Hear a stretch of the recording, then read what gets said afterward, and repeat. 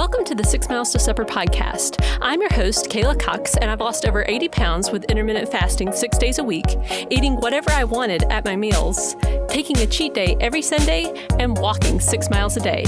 And I'm here to help you on your weight loss journey. In today's episode, we're going to talk about the 5 hardest parts of weight loss. At least, these were the hardest parts of my journey. And I'm going to give you some tips that helped me along the way to just make these harder parts a little bit easier. That's not to say that it's just easy, that it's all just easy. If weight loss was easy, everybody would be the perfect weight, and this would not be a conversation that we're having. And the thing about weight loss that I found is that the hard parts are these things that really aren't a part of the actual plan. I think that's why it's so important that your plan be as easy as possible, because if you add on a difficult plan, doing stuff that you just find really difficult or eating foods that you really don't like and adding them to all the other parts of weight loss that are difficult, that don't even have to do with your plan, it just makes it really hard to succeed at weight loss. So the first thing that was really difficult for me was the fact that people did not notice my weight loss. In the first, let's say, year, for a year after I've had enough moment, I really didn't lose any weight, or at least I'm pretty sure I didn't weigh myself for about a year. And so when I finally did get on the scale in 2015, I was going to the gym every single day, working out really hard, trying very hard with my eating. I was doing a lot of stuff. Most of the time I was quitting a lot. I was not being very consistent, but I felt like I was trying really hard. And all this effort that I'm putting in, and I had lost about 15 or 20 pounds, and no one told me, congratulations. No one said, hey, I've noticed you've been losing some weight. You're doing a good job. No one said anything. And it was so frustrating, and it felt so bad. Sometimes I felt like people can tell that I've lost weight, and they're just not telling me congratulations because they want me to lose more. They think I should lose more, and I don't deserve a congratulations until I've lost a certain amount. These are crazy things that went through my mind, but still they were there. And, at a certain point, I was like, well, then why am I doing this for?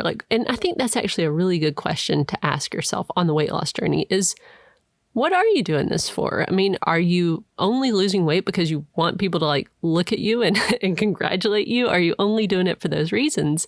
Or are there deeper reasons that you want to get the weight off? So what really helped me was to reframe it in my mind and to think about it this way. Yeah, nobody's paying attention, which means that it takes all the pressure off, or at least, it takes the pressure that you feel from other people to lose weight. You're probably still going to put pressure on yourself, but it does take some of that pressure off when you realize, people have lives and they're just not that concerned with what your weight is doing, whether it's going up or down. They're concerned with what's going on in their own life, generally speaking. And it was funny to me too, when people did finally start to congratulate me, I realized once they congratulate me, then that kind of makes me feel a little bit bad, because it means, that they did notice that I was overweight, and so it can kind of be, in a way, a lose-lose situation. Whether, they don't notice, that can make you feel bad, or whether they do notice, it can kind of make you feel bad. But instead, it's important to just focus on, your own journey and not really worry too much about what other people are thinking one way or the other. The second part that's really hard is the visuality of your weight. So if you have a weight problem, it's a visible problem. And this is different than some other problems that people have. It's difficult to tell, who's having money trouble sometimes, because they might be driving a really nice car and they may even have a job that pays them really well, and they may be as broke as a joke. You don't really know with people. And sometimes people who are millionaires are driving kind of junky cars. You really don't know. But a weight problem is very visible and you can't really hide it. And that can just be difficult. It's embarrassing sometimes. And the thing is, because of it being so visual, especially if you have a significant amount of weight to lose, it can feel kind of scary because, for one, losing a significant amount of weight eventually will be noticeable to people.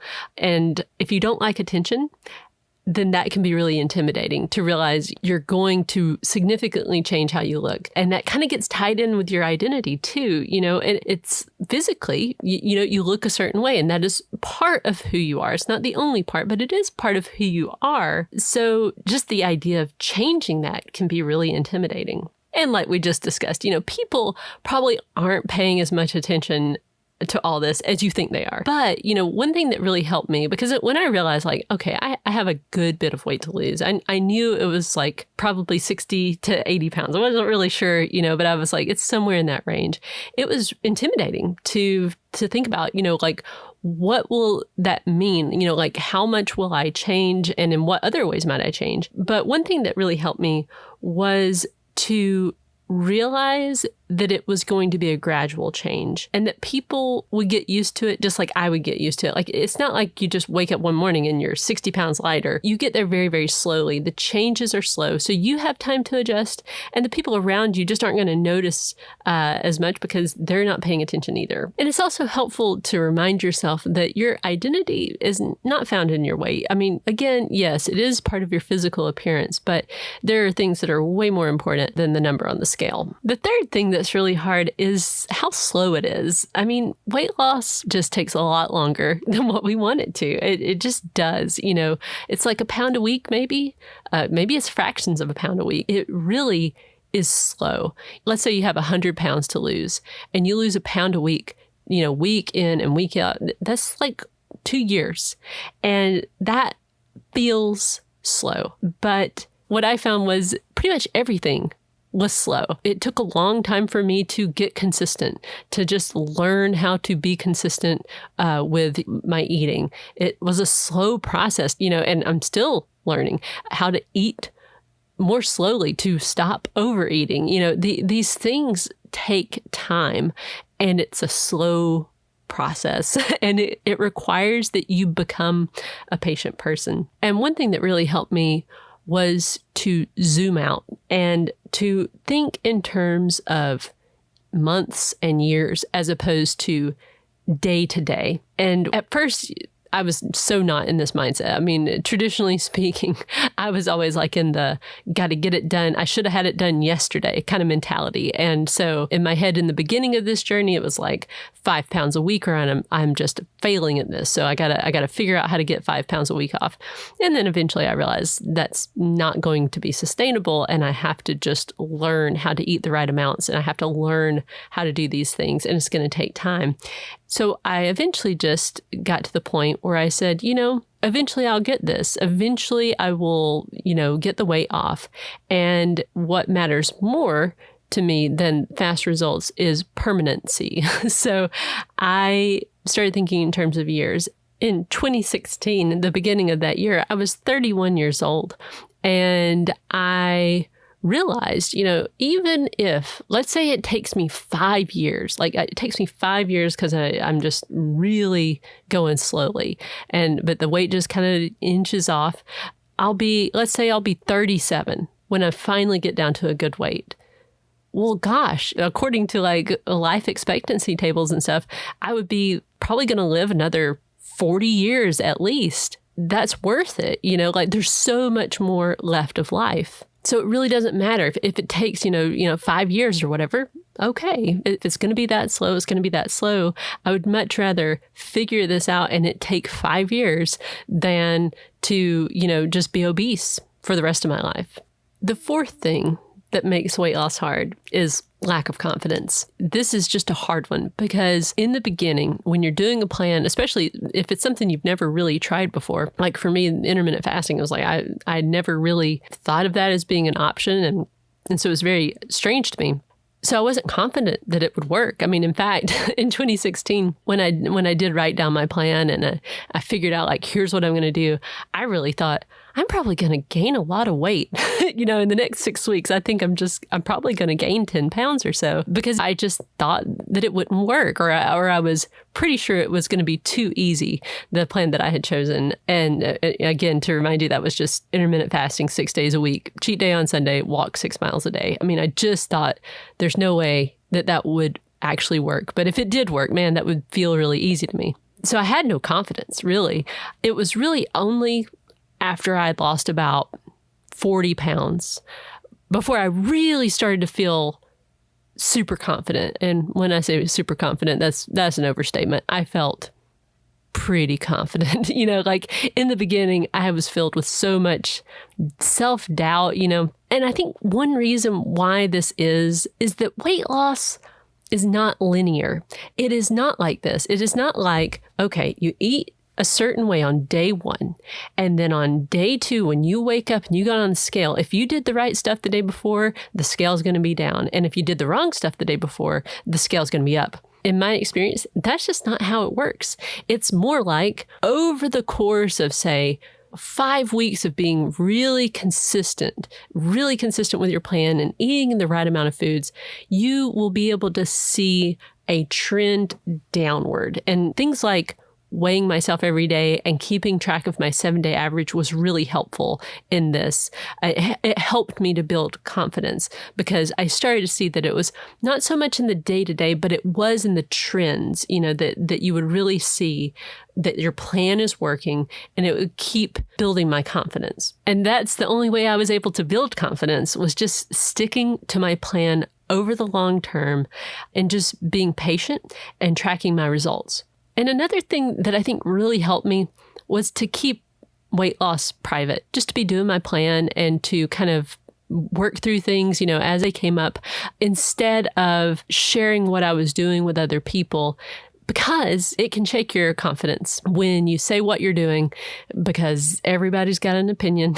And it's funny to me, even after having lost 80 pounds and having kept it off now for several years, people will still say things that if they had said them to me in the beginning of my weight loss journey, I would have lost all confidence. Oh, you gotta, if you want to lose weight, you can't eat bread, or you can't eat pasta, or you can't eat, you can't have dessert. You gotta cut out dessert. You gotta cut out sugar.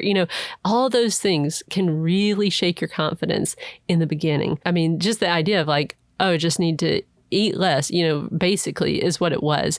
I remember vividly, I had lost the weight. This was like in November of 2016. I had lost the weight. I had decided I'm going to maintain. Somebody asked me how I'd lost the weight, because by that point, people could see, that I had lost weight. I remember I said, well, I was just eating too much.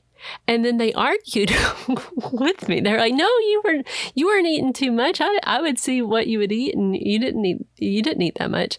And that's totally wrong information. Like, it's always interesting to me how people can tell you things with absolute certainty that are just wrong. It can be like really bad advice, or kind of just the opposite of the truth.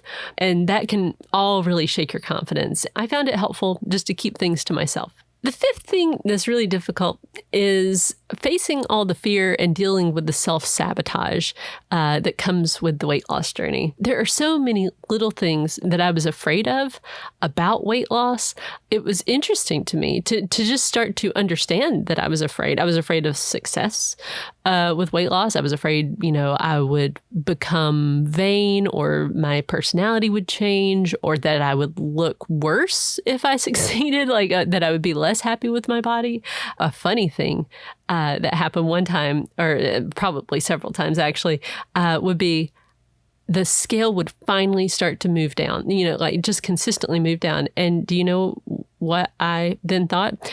Oh no, I must have cancer because I'm losing weight. And that sounds so silly, but it is, these little mental games that they can get played with yourself.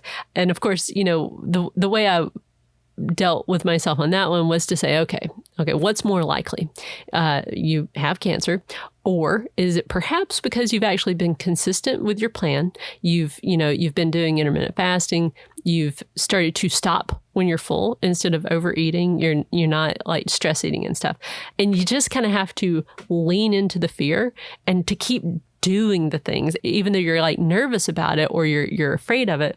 You have to just keep facing the fear day in and day out. Keep doing the things, keep losing the weight. And sometimes you can use your weight, your excess weight, as a shield, a way to have an excuse not to do things in life. And I realized that about myself, that I had let my weight become this excuse. Like, well, yeah, I'm gonna do that once I get the weight off. Once I get the weight off, then I will do these things that I wanted to try to do. So those were the hardest parts of my weight loss journey. Of course, there are other hard parts, things like plateaus, which really goes back to confidence. The reason the plateau is hard usually is because you're suddenly doubting your plan and, all these things. So I hope that you found this helpful. Ultimately, the best thing that I think you can do on the weight loss journey is whenever you're having a hard time, just tell yourself, I can do this. I can figure this out. This is something, this is a challenge, but I can overcome it. So thank you for joining me in this episode, and I'll see you in the next one. Do you want to lose the weight without getting rid of the foods you love and that you'll go back to eating again anyway? My book, The Laid Back Guide to Intermittent Fasting, teaches you how to practice intermittent fasting so that you lose the weight sustainably and keep it off for good. You can get the audiobook read by me for free when you sign up for your 30-day trial of Audible. The link is in the show notes.